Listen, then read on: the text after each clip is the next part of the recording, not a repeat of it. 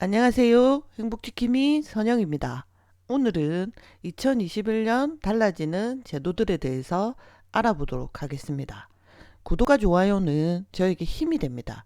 여러분들의 많은 성원 감사드리고요. 앞으로도 좋은 콘텐츠로 반드시 보답하도록 하겠습니다. 구독, 좋아요, 홍보, 알람, 댓글 부탁드리겠습니다. 2021년 달라지는 제도에 대해서 알아보도록 하겠습니다. 첫 번째, 공인인증서 제도 폐지에 대해서 알아보도록 하겠습니다. 2020년 12월 10일 공인인증서가 폐지되었습니다. 그러면 공인인증서를 기존에 있던 공인인증서를 사용할 수 있느냐라고 많이들 궁금하실 거예요. 기존의 공인인증서 사용할 수 있습니다. 그런데 거기다가 민간인증서까지 사용이 가능하도록 바뀌었다고 보시면 됩니다. 공인인증서는 공동인증서로 이름이 변경됩니다. 이름만 공인인증서에서 공동인증서로 변경될 뿐이지 기존의 공인인증서는 계속 사용이 가능하다고 보시면 됩니다. 그리고 공동인증서라고 하면 예전에 내가 썼던 공인인증서구나 라고 아시면 되고요. 금융인증서라는 게 있습니다. 금융인증서는 금융결제원에서 발급하는 게 금융인증서라고 볼 수가 있고요. 그리고 개별 은행에서 KB나 하나나 NH 같은 은행에서 발급하는 인증서가 있습니다. 그래서 국민은행에서 발급하면 KB인증서, 하나은행에서 발급하면 하나원큐, 농협에서 발급하면 NH1패스가 되는 겁니다. 그리고 통신사나 플랫폼 사업자가 발급한 인증서, 패스라든지 네이버 인증서, 카카오페이 인증서 이렇게 보시면 되죠. 그래서 정리하자면 2020년 12월 10일자로 모두 통용됐던 공인인증서 제도가 폐지가 되고 기존의 공인인증서뿐만 아니라 민간인증서까지 사용이 가능하게 되었고, 그리고 공인인증서의 이름이 공동인증서로 바뀌었다.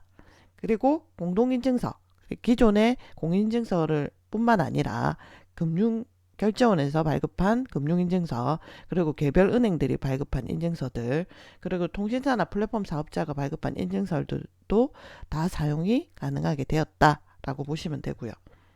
그리고 이제 금융권에서 사용 가능한 인증서, 저희들이 이제 금융권을 이용할 때는 공동인증서, 기존 공인인증서는 당연히 이용 가능하고요.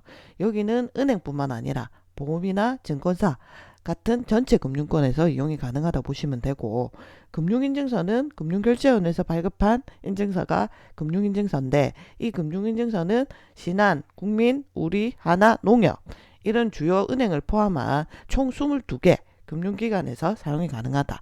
금융기관 22개에서 사용은 금융인증서는 가능하다라고 보시면 되고요. 은행 자체 인증서, 국민은행, 하나은행, 농협, 기업은행 이런 데서 발급한 은행 자체 인증서는 그 은행 자체에서 이런 국민은행, 하나은행, 농협, 기업은행 이런 데서 이제 사용이 가능하다라고 보시면 됩니다. 그러면 민간인증서는 어떻게 발급받아야 돼요? 라고 궁금하시죠? 민간인증서는 은행 같은 금융회사의 웹이나 홈페이지에서 발급받으실 수가 있습니다. 그래서 이제 이 어플이나 홈페이지가 좀 불편하신 분들은 은행 가서 발급 받으시면 되고, 아니면 웹이라든지 홈페이지에서 발급 가능하다라고 보시면 됩니다. 2020년 12월 10일자로 기존의 공인인증서가 공동인증서로 바뀌고, 민간인증서, 금융결제원에서 만든 인증서, 개별은행에서 만든 인증서, 그리고 통신사나 플랫폼 사업자에서 만든 인증서를 같이 통용해서 사용할 수 있다라고 보시면 됩니다. 그리고 두 번째는 계약갱신 청구권입니다. 계약갱신 청구권이 이제 어떻게 2021년부터 바뀌냐고 본다면 2020년 12월 10일 날부터 계약갱신 청구권의 제도가 적용 범위가 바뀌었습니다. 어떻게 바뀌었냐면, 계약갱신 청구권이라는 거는 내가 전세로 2년, 전월세로 2년을 만약에 살게 되었을 때, 그러면 임차인들이 한 번 더 2년 살겠습니다 라고 청구하는 권리가 계약갱신 청구권이다 라고 보시면 됩니다. 임차인들이 임대인에게 2년 더 살겠다 라고 청구하는 권리라고 보시면 되죠. 근데 이 권리가 2020년 12월 10일부터 신규나 또는 갱신되는 전월세 계약부터 적용된다고 보시면 됩니다. 2020년 12월 10일 날 이제 내가 신규로 전세 계약을 했거나 월세 계약을 했다거나 아니면 내가 기존에 2년 정도 살고 있다가 갱신을 했다거나 그렇게 했을 때 이제 적용된다고 보시면 되고요. 그리고 기존에 체결된 계약은 소급이 안 된다라고 보시면 됩니다. 2020년 12월 9일, 10일 이전에 했던 거, 9일 이전, 그러니까 9일부터 그 전에 했던 계약들은 이제 소급이 되지 않는다. 계약갱신 청구권이 바뀐 부분이 적용되지 않는다라고 보시면 되고요. 2020년 12월 10일부터 신규나 갱신된 전월세 계약이 적용된다라고 보시면 되고요. 그리고 이제 2020년 12월 10일에 이제 그럼 어떻게 바뀌었느냐? 국토교통부에서 개정 주택임대차 보호법을 시행했습니다. 그래서 현재는 지금 계약 만료 6개월 전부터 그리고 1개월 전까지 계약갱신 요구권을 행사할 수 있었어요. 그러니까 계약 기간이 만약에 2020년 12월 10일이라 하면 그때부터 6개월 전, 그 날부터 1개월 전까지 내가 2년 더 살겠습니다. 라고 요구를 하는 요구권이 행사가 되었는데 이게 어떻게 변경이 됐냐면 계약갱신 6개월부터 2개월 전까지 그러니까 1개월이 2개월 전까지로 바뀌었기 때문에 2달 전에 이제 계약갱신 요구권을 행사해야 된다라고 보시면 되죠. 그래서 6개월은 똑같은데 1개월 전인 게 2개월 전으로 계약갱신 요구권 행사가 바뀌었다라고 보시면 되고요. 그리고 임대차 계약갱신 종료까지 임대인이 계약갱신 거부 의사를 표시하지 않을 경우에는 묵시적 갱신이 된다라고 보시면 됩니다.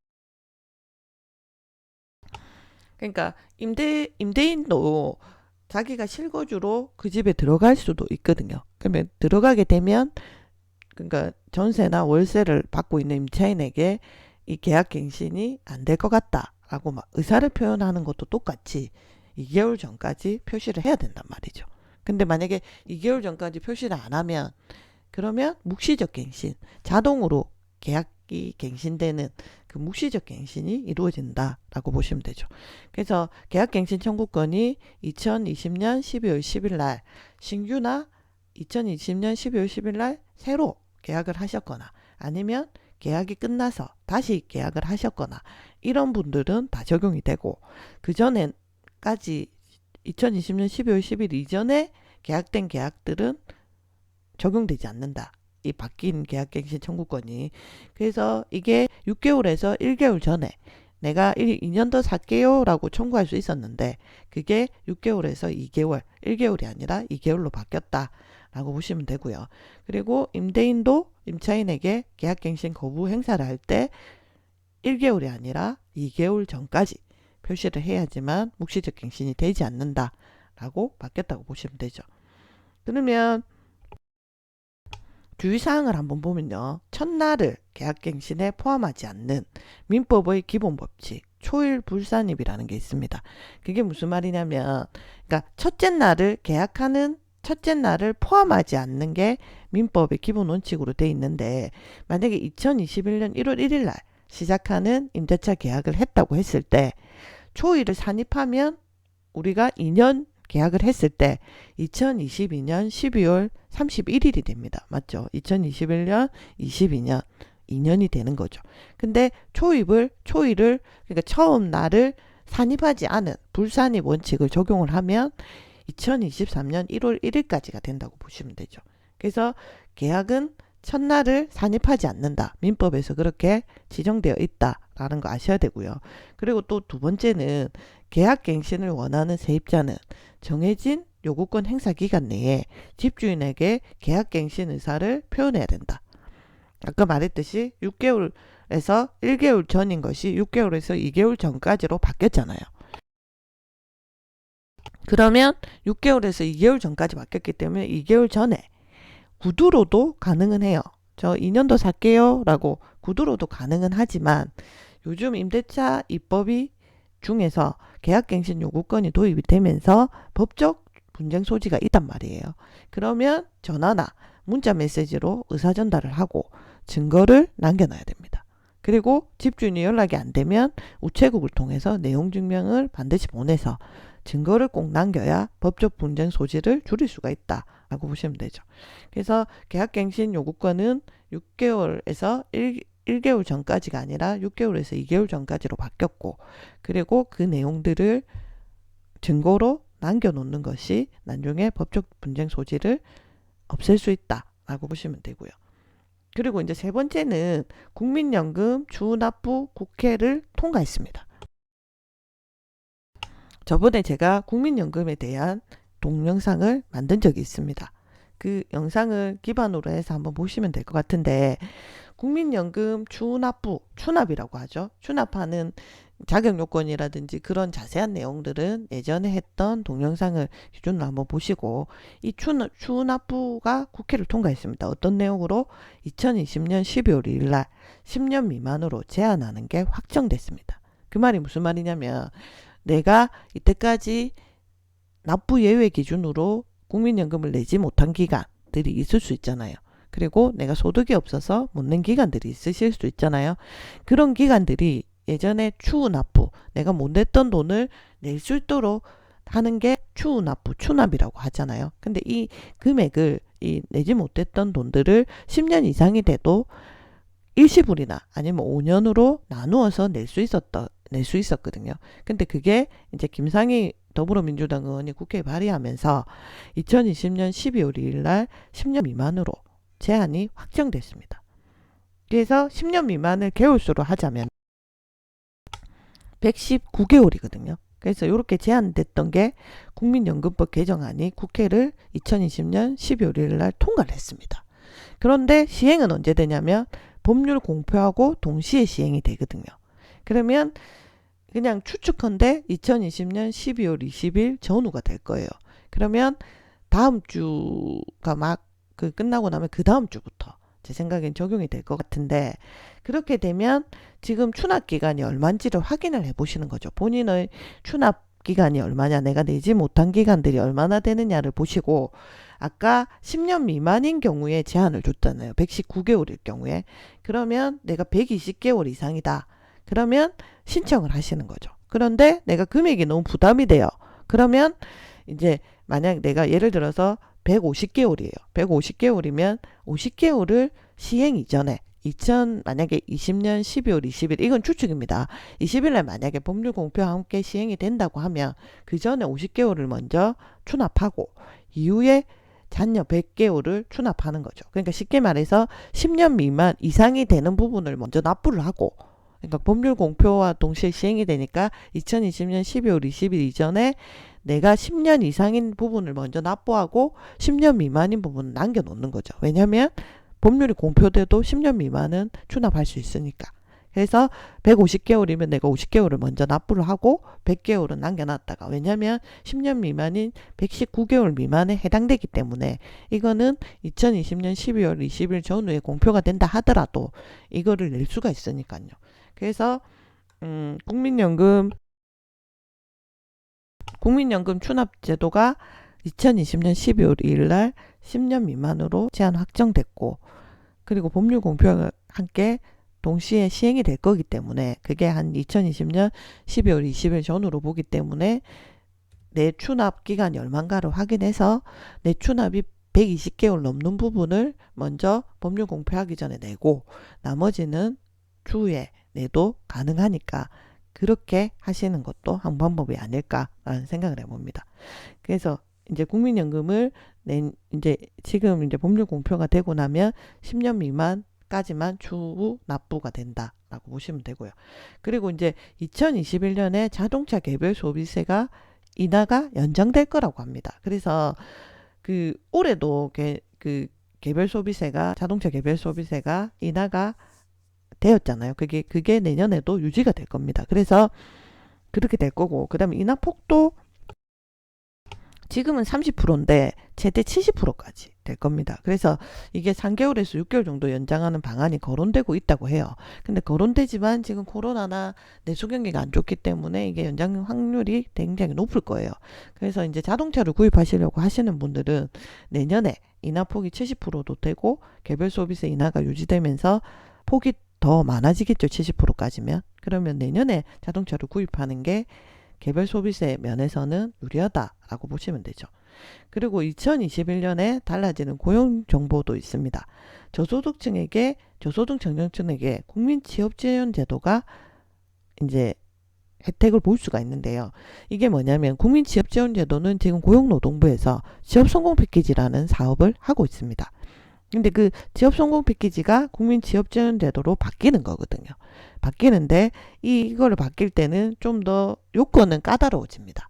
그래서 국민 취업 지원 제도에 대한 내용을 제가 다룬 또 동영상이 있어요. 그걸 한번 보시고 오시면 국민 취업 지원 제도가 뭔지라는 걸 아실 수가 있을 건데, 이게 예전하고 취업 성공 패키지랑 비슷한데 1유형 같은 경우에는 좀 더 까다로워집니다. 그러니까 국민 취업 제도도 1유형이 있고 2유형이 있거든요. 근데 1유형 같은 경우에는 이제 좀 더 까다롭게 본다. 소득 요건이라든지, 예전에는 이제 기준 중위소득 그 60% 이하면은 1유형이 됐었거든요. 근데 이게 50%로 줄어들고, 그리고 소득 요건이 3억 이하여야 되고, 취업 경력이 최근 2년 안에 100일 이상 800시간 이상이 되어야 된다.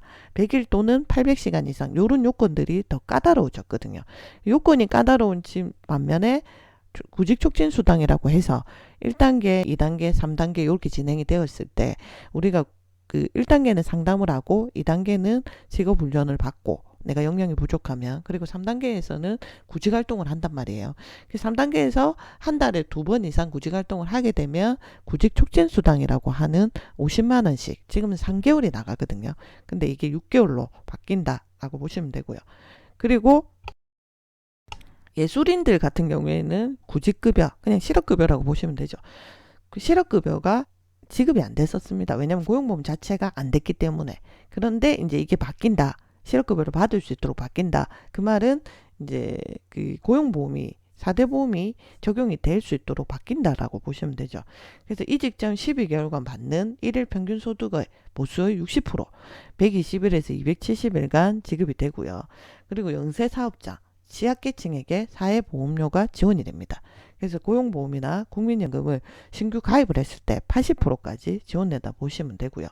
그리고 추락, 화재, 폭발 위험 사업장에서는 안전한 일터가 조성이 됩니다. 그래서 위험기계도 교체가 되고, 위험 공정, 시설 개선, 화재 폭발 예방 시설, 이런 것들을 지원한다고 보시면 되죠.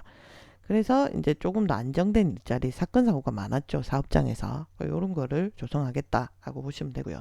그리고 2021년에 달라지는 청약 제도를 보면 신혼부부와 생애 최초 무주택자들에게 소득 요건을 완화했다고 보시면 되죠. 그래서 민영주택 같은 경우에는 월 평균 소득이 120%, 맞벌이는 130%였는데 이게 140%, 160%로 20%, 요거는 20%고 요거는 30%가 이제 늘어났다고 보시면 되고요.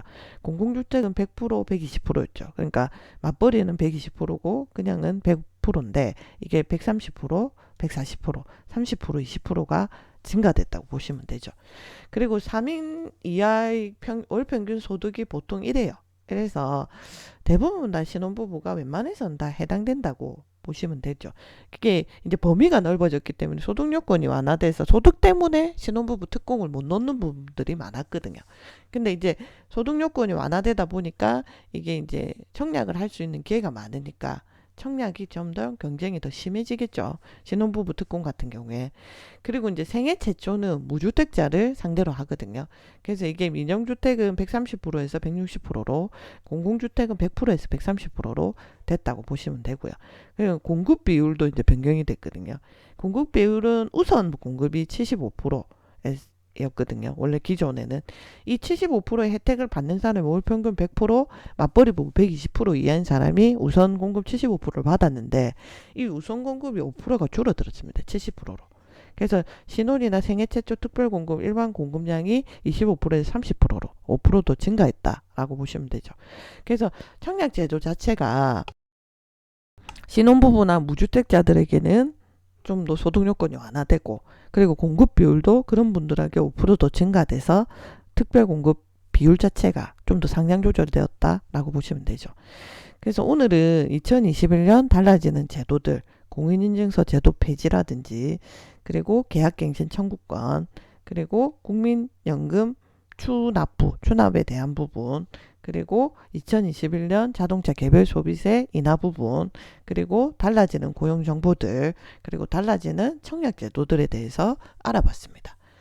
구독과 좋아요는 저에게 힘이 됩니다. 여러분들의 많은 성원 감사드리고요. 앞으로도 부탁드리겠습니다. 구독, 좋아요, 홍보, 알람 부탁드리겠습니다. 감사합니다.